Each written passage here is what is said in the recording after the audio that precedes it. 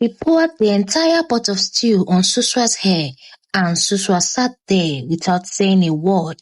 Later that evening, as her husband returned, she reported the issue to him, but Ado supported his mom and blamed her. She cried and tried to move on with her business, but Ado's mom kept destroying and throwing away all her stew.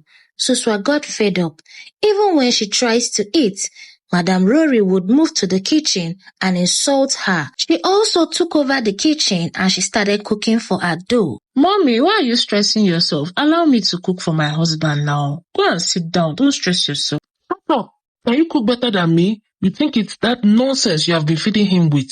Suswa tried to maintain peace. She endured everything, but no matter what she did, it was never enough. Madame Rory continued to belittle her, making her feel inadequate and unworthy. One day, Suswa reached her breaking point. She could not take it anymore. She talked back, and this got Ado's mom very angry. When her son returned, she took him outside. Your wife wanted to kill me, just because I advised her to stop following men around and to change her bad character. She slapped me, Hey, mommy, are you serious? I will deal with her today. That girl has crossed the line. Ado went back inside and started questioning his wife. Before she could even open her mouth, he slapped her and beat her up mercilessly. That was how Ado changed completely. He started spending more time in the neighboring town with his new girlfriend. Suswa tried to talk to him several times, but he never gave her a listening ear. Few weeks later, Suswa discovered she was pregnant. Before she could even inform her husband, her mother-in-law had already noticed, and she quickly informed her son. When was the last time you laid with that girl? But mommy, am I supposed to discuss that with you? I care about you. That is why I am asking. She is pregnant. I just hope you are the one responsible. You don't spend time here. So how did she get pregnant? I hope you are the one responsible, I'm the one now. I'm the one. Look at your mouth. So you are still touching that witch after I told you she's planning to kill you. You are so stubborn. You never listen. That was how Ado's mom started disturbing Suswa every morning. She would wake her up and ask her to cook for her, and she would sit in the kitchen monitoring her and asking Suswa to prepare the food according to her own recipe. She would send her to buy unnecessary things, and whenever Suswa tries to complain, she would call her a lazy and terrible wife. As Suswa's belly grew bigger, Madame Rory became worse. She would complain about everything, the way she stands, the way she walks, the way she eats, even the way Suswa sleeps. Stand up, you are not the first person to get pregnant. When I carried my son, I was very strong. You are so lazy. Your mother did not raise you well. Suswa lay there crying silently, and Ado's mom kept raining insults on her. Insulting Suswa became her daily routine. She would wake up every morning, go to Suswa's room and insult her. Even on the 9th month, Suswa was so heavy, and Madame Rory kept insulting her. Suswa cried, but there was nothing she could do.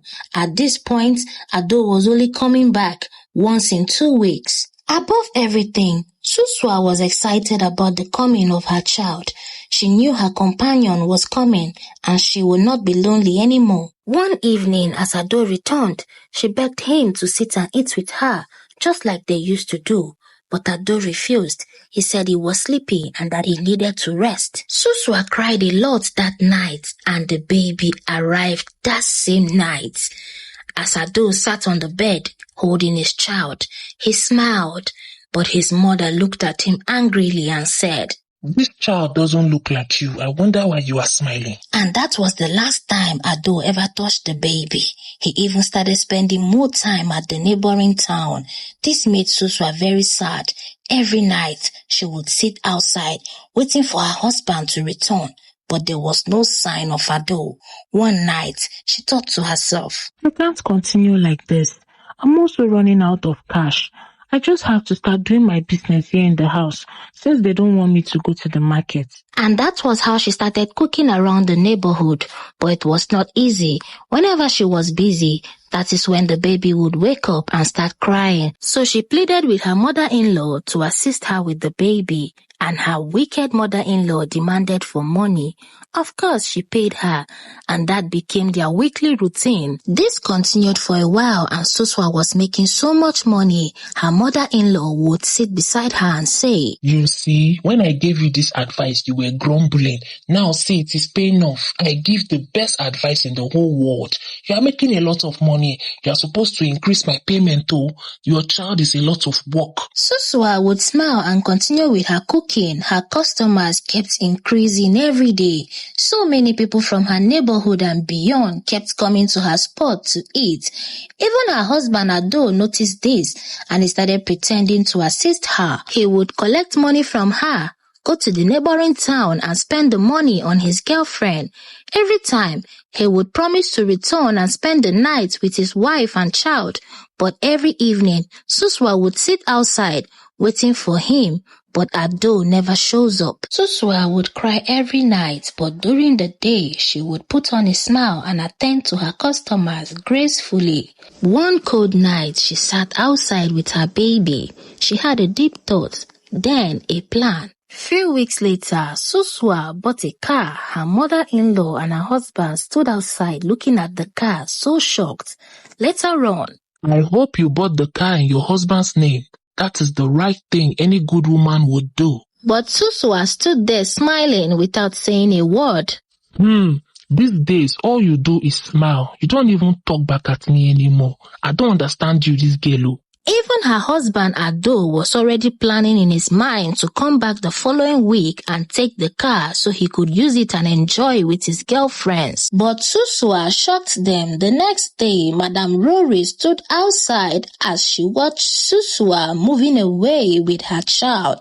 She packed all her bags and put into the car. Then she drove off with her child.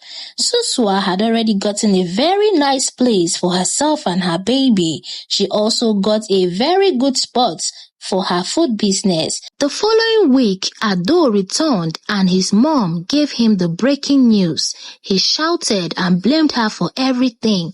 She shouted back and claimed she did everything out of love.